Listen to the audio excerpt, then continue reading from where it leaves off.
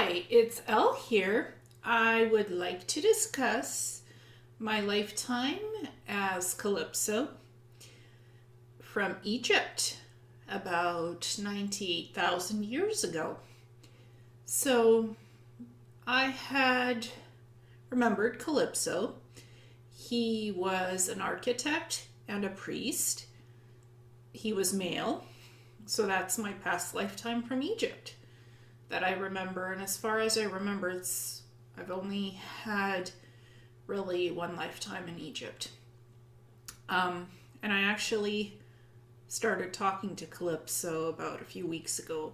There's something that I am trying to work out and figure out, and it's in concern not to me but to somebody else.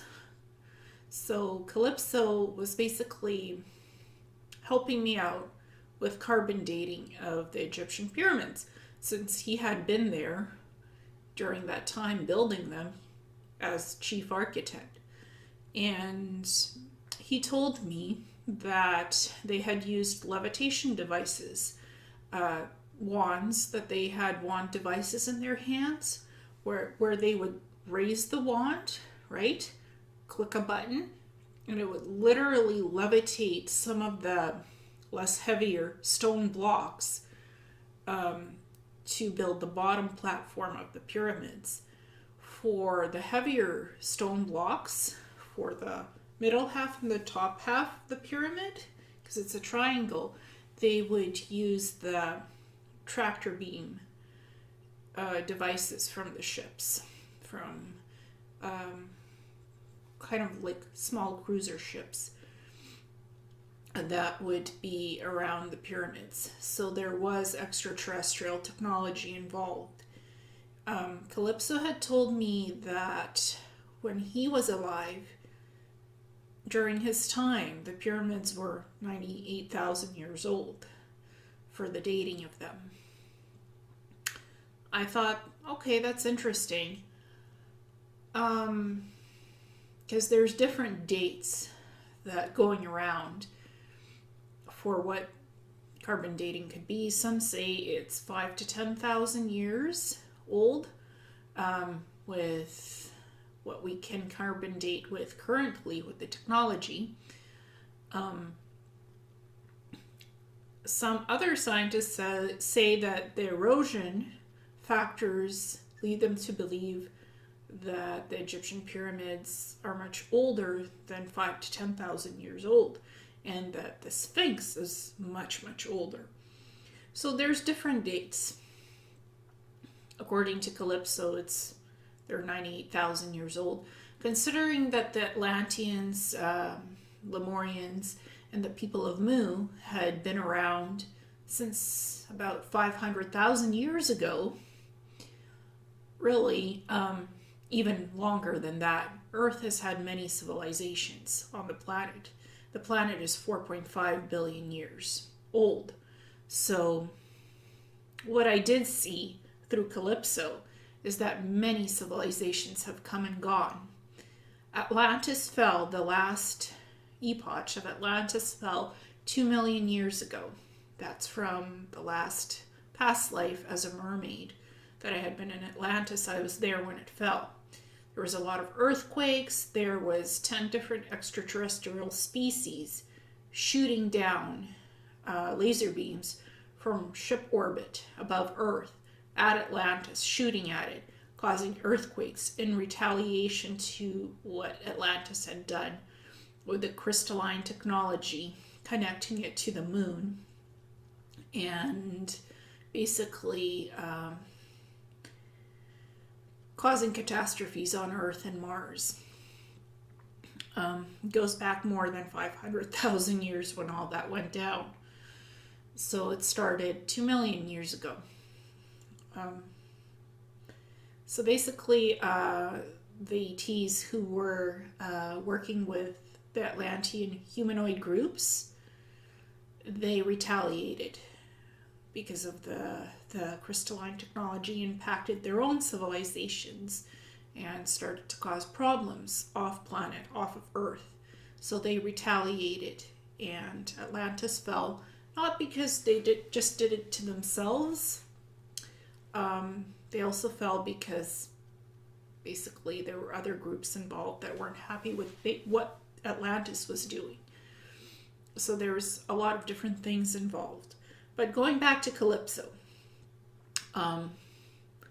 he told me, if you really want to know about the history of the Egyptian Giza pyramids and when human civilization officially started on Earth, like, beyond the Neanderthals, the civilizations like that, Cro-Magnon men, then building up to Homo sapien and Homo sapien sapien. So he said, okay, if you want to see before all of that, 500,000 years ago, what was going on. During that time, it was the Atlanteans that were here, the Mu, and the Lemurians. Different civilizations. And they had been building pyramids that looked like the Egyptian ones for thousands of years while they were on Earth, and as well as on Mars. That's why the Martian pyramids are quite similar in structure to what's here on Earth, of the various different pyramids. And Atlantis had many different cultures combined together, many different outposts throughout the continents. It wasn't just big one island. They had many different cultures together, working together in the beginning in unity and harmony. But when that started falling apart, they actually went to Egypt and influenced the Egyptian civilizations and taught them how to build pyramids. When Atlantis fell, and Calypso said, go watch Initiation, Season 1, Episode 13. And I'm like, what's Initiation? Where is it? He's like, it's on Gaia TV. Go watch it. I'm like, why do you want me to watch this? He said, well, it'll help you with your question about the carbon dating of the Egyptian pyramids. I'm like, okay. So I went and watched Season 1, Episode 13 of Initiation, hosted by Matthias Di Stefano. And Matthias claims that he has past life memory recalls of living near Egypt, near the Nile in those times. So he actually gives a chronological timeline going back beyond 500,000 years when Earth was at that time period and who was there, and also going back 15,000 years ago when the pyramids were being built, the Egyptian ones. And he does say that Egyptian-style pyramids were being built longer than 15,000 years ago because the Atlanteans had been around for a long time. And he's right. That fits with the chronological factors of the past lives that I've had in Atlantis and in Egypt, as a mermaid in Atlantis and Calypso in Egypt. So that fits, except Calypso says it's 98,000 years. Some new research says it's 70,000 years ago to 80,000 years ago. There's a lot of different people saying different carbon dating timestamps. I do believe Calypso that he was around 98,000 years ago. That's when I had that lifetime. That's when he was building the pyramids, and he had help with extraterrestrials to build it. Calypso is a great strategist. He's great at strategy. He is good at bringing people together to complete work. He said to me that he was a bit of a schemer, and that's what made him good at bringing like-minded people together to complete work, to build the pyramids on time. I did see that he did not work with women. He only worked with men. That makes sense because he was part of a male priesthood and part of the secret mystery schools. He was also a scientist and a priest and the architect. So that makes sense. Back then he didn't work with women. So he said to me, I find it interesting working with you. You're a woman. And I said to him, well, doesn't matter if I'm a woman. You have decent energy. You're part of my multidimensional team. So yes, I'm working with you. You're part of me and I'm part of you. You have some of my soul spark and I have some of your soul spark. We're connected. You're my past lifetime as a male and I'm your future lifetime as a female. So to me, it doesn't matter one whit if you're male or female. I work with beings that have good high vibrational energy. And Calypso has decent energy, so I'm like, I'll work with you because I want to know what you did 98,000 years ago building the Egyptian pyramids and the Sphinx. And he told me that there's different perspectives of timelines and different timestamps as well when the pyramids were being built. That the Atlanteans had been building these types of pyramids for thousands of years, way before they were built in Egypt, and that they influenced the Egyptians. And that by watching Initiation with Matthias Di Stefano, I would get more of the chronological timeline for how that was done. And I did. I learned a lot of interesting things. I also did remote view Bruce Goldberg, who is a very good hypnotherapist. And what I saw from the remote viewing of Bruce Goldberg is that his technique of going into the future of people's lives, future lifetimes, is very meticulous and very accurate.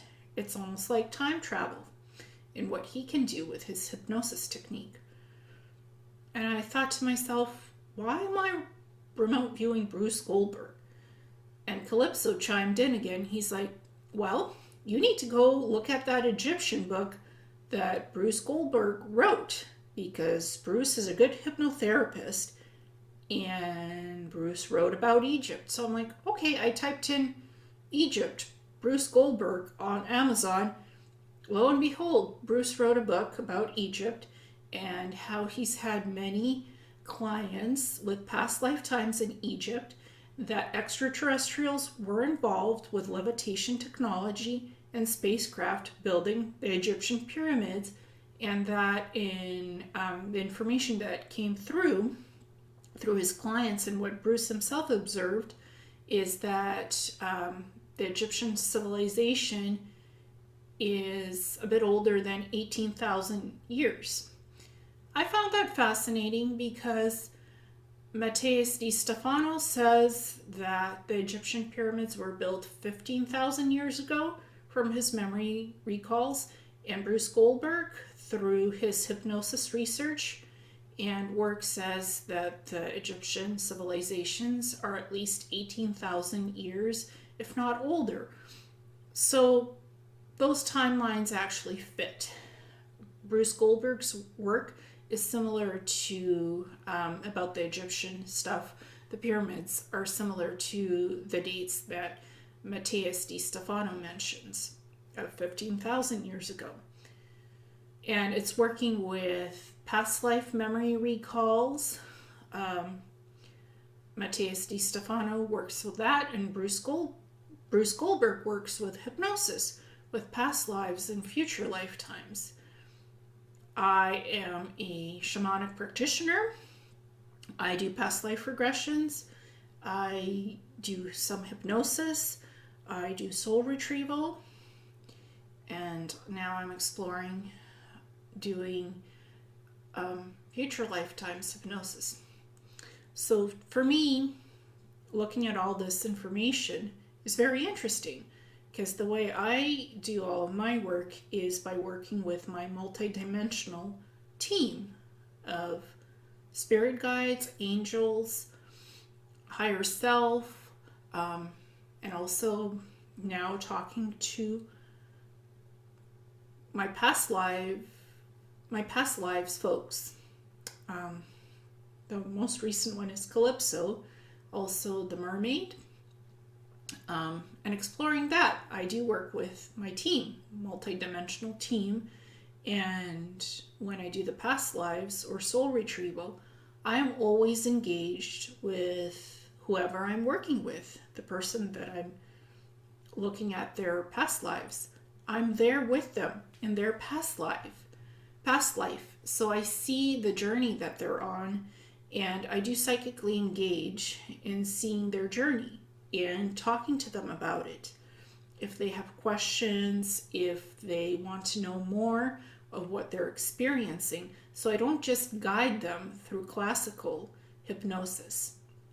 I do engage with the person on a multidimensional level. Whoever I'm working with, I engage with them on the higher psychic level, multidimensional level with my own team and their team and them. So I don't just do classical hypnosis. I go beyond that to give the person that I'm working with the most quality session that I can, because that's important. That's how I've always done self-hypnosis in the past.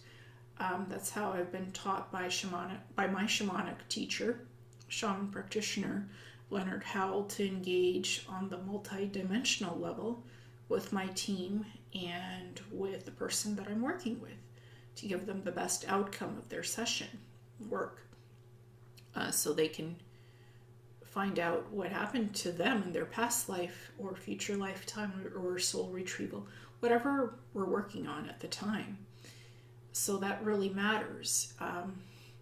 So, by talking to Calypso, by actually taking his suggestion to go watch Initiation and to go remote view Bruce Goldberg and to see Bruce's work about Egypt. Bruce Goldberg is on Gaia TV, and Matthias Di Stefano is also on Gaia TV, and that really matters, connecting the puzzle pieces and the dots. I can't really say why I was doing all of this, but it does have to do something with Bruce Goldberg and Matthias Di Stefano. There's a connection. They're both on Gaia TV with interesting shows and material about past lives and hypnosis. And obviously it's very important for why I was looking in all of that stuff and talking to Calypso. It's for something, hopefully, that'll help somebody else and bring some people together. That's my hope. So that's why I was doing all that stuff. And also, just honing my remote viewing abilities and my psychic abilities while I was at it. Because you know what? I got to explore my own lifetime as Calypso, go back in that timeline 98,000 years ago and learn more about Calypso's personality and what he was doing back then. I already knew how he had built the Egyptian pyramids and why. I just didn't know much about his own personality and who he was as a person. Now I do, because I got into psychic telepathic contact with him and talked to him. He seems very much alive. Still looks the same as he did back then. Bald, tall. Had the Eye of Horus tattoo with the circle rings on his left upper forearm here. So, it's pretty interesting. Still male. So I think I picked up on the energy of Calypso, what he used to look like back then. And to me, he still appears that way. A bald, tall male Egyptian architect and priest with an olive skin complexion. Wearing the robes, and not white robes, it's more like golden brown robes of the priest caste. So I got to see Calypso, got to connect with him, chat with him, and he gave me some advice and some tips about connecting the dots together for some things. And I really gotta say, I did enjoy the Gaia TV shows with Initiation. Matthias Di Stefano is a good host, and Bruce Goldberg has a lot of insights about hypnosis and how that works, and Egypt as well. He knows a lot of the history. So hopefully, some things can happen. Maybe those people can work together on something. Calypso usually never leads me into things just for pure research. Calypso brought people together back then in that previous lifetime for them to work together and to finish things on time and to be successful. So that was part of Calypso's role for good negotiation and to figure out a common ground and some compromise. I guess what's happening here is the question about carbon dating the Egyptian Giza pyramids and how accurate the timeline would be for, I would think, between 15,000 years ago to 18,000 years ago. That's the most comforting one. That's probably would be more accepted as mainstream if it's on television or something. I mean, the current archaeological record states that the Egyptian pyramids are between 5 to 10,000 years old. And same for the Sphinx. In my own personal opinion, I think the Egyptian Giza pyramids and the Sphinx are much older than that. Probably even older than 18,000 years. That's my comfort level. I also had psychic contact with Edgar Cayce because he had done a prophecy on the Egyptian Hall of Records that an El-Ka in the future would find and open up the Egyptian Hall of Records. And Edgar Cayce discussed what was inside the Hall of Records, which was different tablets, both stone and metal, of the Atlantean historical record and Egyptian historical record, tapestries, musical instruments, and other treasures that the Atlanteans had and put into the Hall of Records. Atlanteans, Lemurians, Mu. I had done a remote viewing on the Sphinx and the Egyptian pyramids, and what I found in my remote viewing is that there's advanced technology also hidden in the tunnel systems under the Egyptian Sphinx and the Giza pyramids. And that in one of these tunnel systems, that there is this large hidden room where there's advanced technology with these refractory telescopes that have red rubies in them, which can decloak different bases or ships. So it can decloak bases on planets that are cloaked or even ships in space. So these refractory telescopes have the capability of making something that's unseen seen again, and then cloaking it again once you're done working with the refractory telescope and the rubies, red rubies that make the telescope function for decloaking things. And many things are hidden on purpose and cloaked in outer space because it's classified, it's advanced, whether it's bases on planets, whether it's installations on planets, cities, or just ships or space stations. So these telescopes can decloak them temporarily and recloak them again. And it all has to do with tuning frequency and vibration and how that works in crystalline technology. So that's what I remote viewed. Not the Hall of Records. That's somewhere deep, deep under the Sphinx. What I remote viewed is another facility in the tunnel systems between the Sphinx and the Egyptian pyramids, where these refractory telescopes are still located and hidden. Nobody's discovered them, nobody's accessed them. It was put approximately there during the end of Atlantis. It was all put in there. So That's what I got from my remote viewing. So there's so many different connections concerning the Egyptian pyramids and the Sphinx and Atlantis and the Egyptian civilizations. It all connects together, and extraterrestrials, and the fact that they had a role in influencing the Egyptian civilizations and even building Atlantis during its many stages of existence, and various different advanced civilizations and cultures on Earth going back millions of years ago. We've had different civilizations of different beings here on Earth, much more than what the current history says we do. Way beyond Neanderthals, Cro-Magnon man, Homo sapiens, and then Homo sapiens sapiens. There's a lot of things going on, and a lot of things being revealed now. So I just wanted to discuss that today. Thank you very much. Namaste.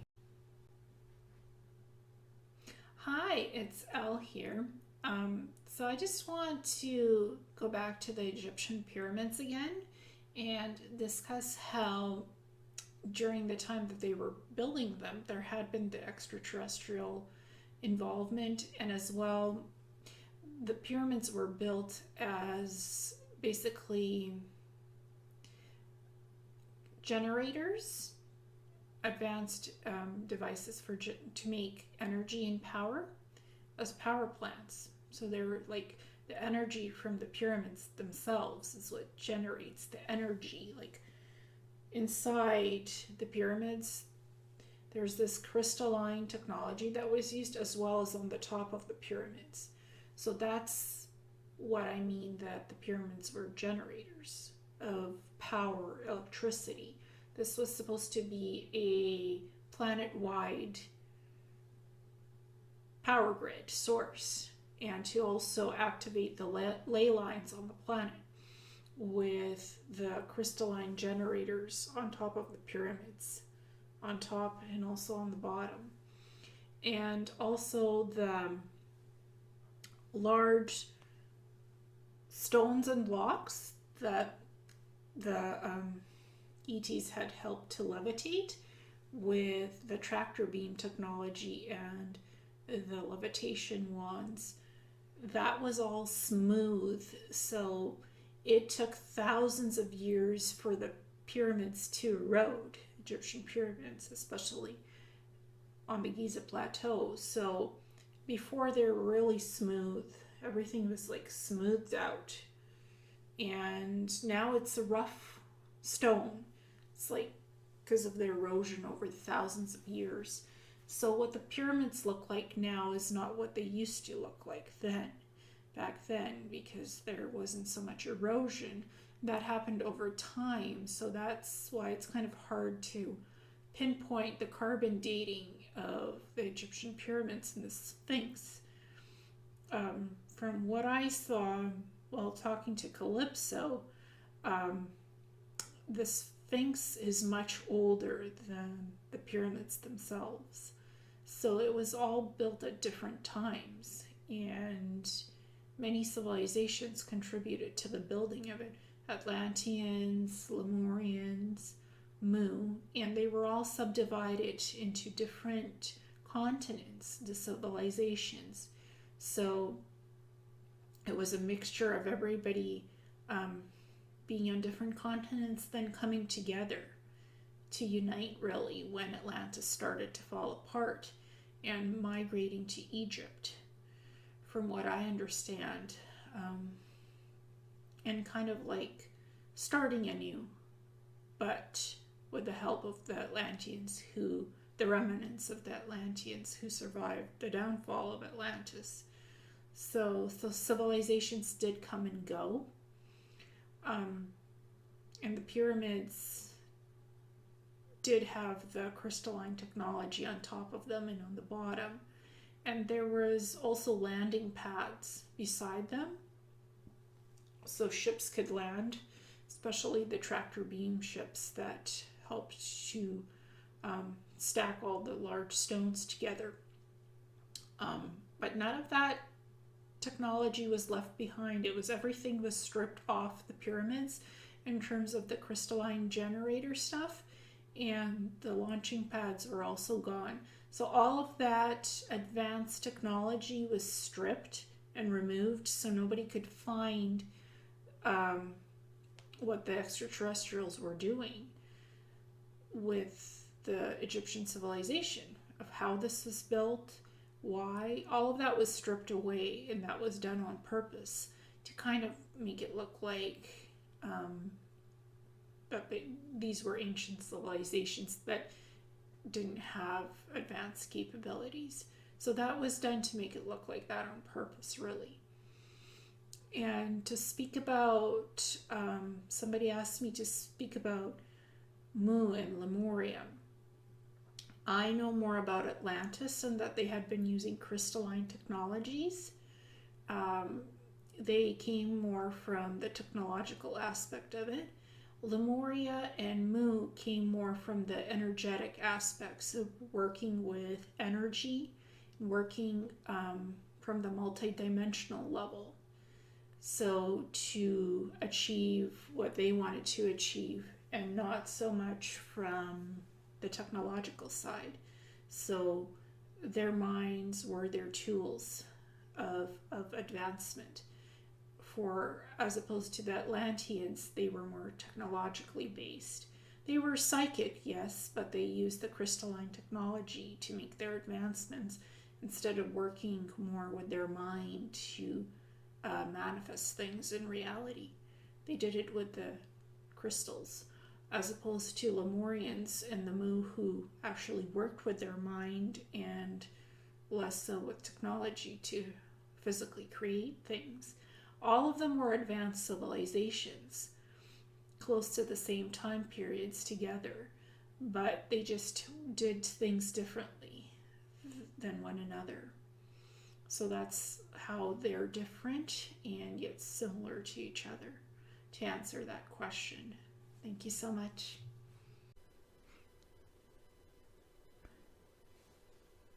Hi, so today I would like to discuss how I think the Egyptian pyramids and also other megalithic structures on Earth were built by alien technology thousands of years ago. From what I can tell, the Giza Plateau pyramids, they have rocks that weigh tons that were stacked one on top of each other to build the pyramid. And how do you carry those rocks? How do you mine them from the quarries? I mean, it would have taken a lot of manpower and labor to do that. Even today, it takes a lot of cranes and stuff and forklifts to pick up 50 tons of rock, let alone, something that weighs more than 50 tons of rock. Because the pyramid rocks, they weighed more than 50 tons. So how do you pick that up? Like, you can't, in the olden times, in the ancient times, archaeologists say they didn't have this advanced technology, that they would have had to use ropes and pulleys and stuff. But the thing is, what I think is going on is that there were extraterrestrials visiting us even in the ancient times, and they helped mankind to build the pyramids. That's what I think. With advanced technology like tractor beams that were based on sound acoustic technology, frequencies of sound, because sound can help to levitate stuff. If it's the right frequency of sound, it could actually be used to levitate stuff like rocks that weigh tons. And also the tractor beam can be used to stack those rocks. one on top of each other to create any shape that's needed. In one case, it was the Egyptian pyramids. In another case, it could have been Stonehenge in England. So you just use the tractor beam to levitate the rock and then stack it one on top of each other, or stack it in any form that you want. It could be side by side, one on top of each other, whatever. And they probably also used special laser beam technology to carve out the rock in the quarries, or to fuse the rock together. Because sometimes it looks like it was melted down and then fused together in some kind of a process that's not even possible to figure out today how it's done. I think they use laser beam technology to do that. And I think human-like ETs came and helped mankind to do this. They assisted mankind with the building of the pyramids and other megalithic structures on Earth that were built thousands of years ago. And I mean, it's hard to explain even today how it was done. The processes, and these tools can't be found. The tools of how these pyramids were built and how other megalithic structures were built on the planet. Nobody can find these tools in the archaeological record. And if you try to replicate doing that today with forklifts and other machinery, it's hard to replicate it. It takes a lot of manpower, even to this day, to do that, to do something like that. And to pick up something that's more than 50 tons, you need a lot of forklifts and cranes and stuff. So it's not easy to do. It's not easy to replicate that, to literally pick up hundreds of tons of rock all at once. It's like, it's not easy to explain. But scientists are starting to study acoustic sound frequency, how that works, to actually experiment with small handheld devices that can levitate little things, little objects. So they're starting to work with that in universities and labs. So it is possible to levitate small objects with acoustic sound frequencies in the proper modulation of the sound, so it can levitate stuff. So I imagine it was done on a bigger scale in the ancient times with the help of ETs. And some cultures called visiting ETs gods and goddesses, that the gods helped them build it. So in the ancient cultures, the stories went like that the gods came down to Earth and taught mankind how to do this. And then the gods left with their technology and the pyramids were finished, or other structures on the planet. So it's very interesting, and it's very advanced and complicated. And to this day, we can't figure it out completely. So I think we're missing a portion of our civilization's records that ETs had visited us in the past. And they had advanced technology like tractor beams that worked based on acoustic sound frequency. And they could use those tractor beams to move stuff around and use laser beams to cut stuff out, to then put it back together, to meld it together, and create these huge structures that we see today in ruins. Like temples, the pyramids, Stonehenge, Machu Picchu, Apumapunku, places like that. In a Pumapunku, there's like these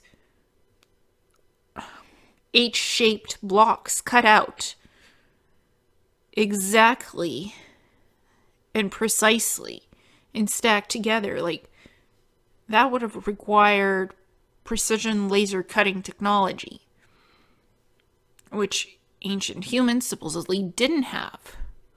But advanced ET civilizations probably do have that technology. So they helped out mankind. And I do have memories of past lives where I was a priest and an architect in Egypt, and I remember carrying this small tractor beam wand, pressing a button, and being able to move around heavy rocks that weigh tons and stack it as I needed to. And the priest was male. His name was Calypso. He was also an architect, so he had two jobs, priest and architect. And he helped design the Egyptian pyramids. Now, I remember this lifetime vividly in using this tractor beam scanner wand in my hands. And the wand wasn't huge, but they did have larger tractor beam technology that could even move ships around if needed. They could move around large structures, not just rocks, but other large structures. So it's I have those memories of that lifetime and of other ET lifetimes where there was advanced technology. So I think we're missing a lot of our human history on Earth. We're missing a lot that's been hidden from us and kept away in secret of what happened in the Earth record thousands of years ago and even millions of years ago. Because I think all these megalithic structures and the Egyptian pyramids, I think they're older than what the archaeological record says that they are. There's also cities that haven't even been discovered that are somewhere out in Peru and beyond Peru. Like, there's stuff that hasn't even been discovered. Cities that were built by the ancient builder race that are deep in the jungles. They haven't been discovered yet. And there's stuff underwater, deep underwater, that hasn't been discovered as well because we haven't mapped out all of the ocean floor yet. It's way too deep. So there's stuff there as well. So it's a lot of interesting things that, if you do your research, can start to make sense. That alien technology and alien advanced civilizations were involved and still are involved with humanity. And they were in our ancient past and still are here. The ETs did intervene on many cases, and they still do. But it's all behind the scenes, and it's all hidden from us. But eventually it will come out. So thank you, namaste.